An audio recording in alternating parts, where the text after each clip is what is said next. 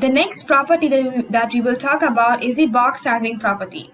The box model can be of two types, content box or the border box, and using the box sizing property you can set the type of box model that the browser should use when interpreting a web page.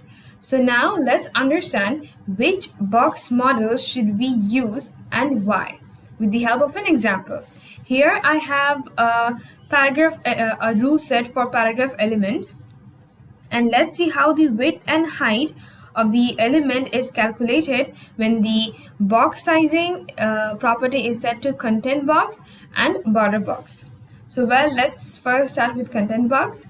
So a content box is the default value of box sizing property, and in a content box when we set the elements width to 150 pixels, it is only applied to the content area, and if the element has any border or padding, then it is added to the width of 150 pixels, and this will make the element's width wider than 150 pixels, isn't it?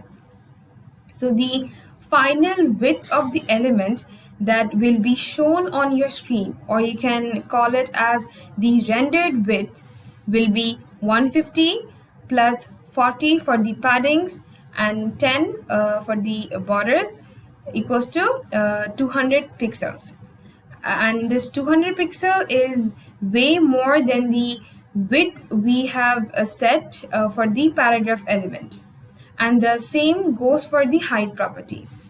So this increase in height and width makes it difficult to size a box accurately, and over time when we will have a lot more content in our page, it will be difficult to position our contents, and that's why we set the box sizing property to border box. Well, in border box, the width and height properties include the padding, content, and the border, which means when the element's width is set to 150 pixels, the 150 pixels will include the border and the padding you added. So the actual rendered width will be same as the width we set in the width property for the paragraph, and the width and height of the content area will be automatically set based on the remaining width and height after the border and padding is subtracted from the 15 pixels for the width and 75 pixels for the height. Okay, so now let's set the box sizing property for all our elements here. Box sizing. Let's get this bit here.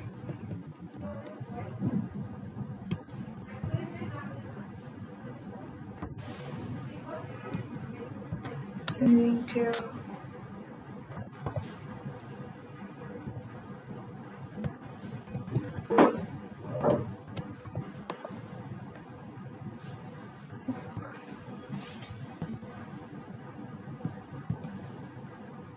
so it's wait a sec, let me just write it again here. Box sizing to border box. Okay, let's save it. You see, let's inspect our page and see what happened. And here you can see our border is overlapping with the text, the content. And why is this happening? Because the height here for the div 3, the height since we set the box sizing property to border box, the height is calculated from border to border and not the only content. And here you can see in the diagram for content for container 3, the height, when you calculate here, 10 plus 30 plus 50. 50 is the auto height for the content, and 30 plus 10, these all add up to 130 pixels, which we have set for the div 3, container 3, 30 pixels. So now that our content is more than the given height which we have fixed, so let's increase our height. Here let's write 230 pixels.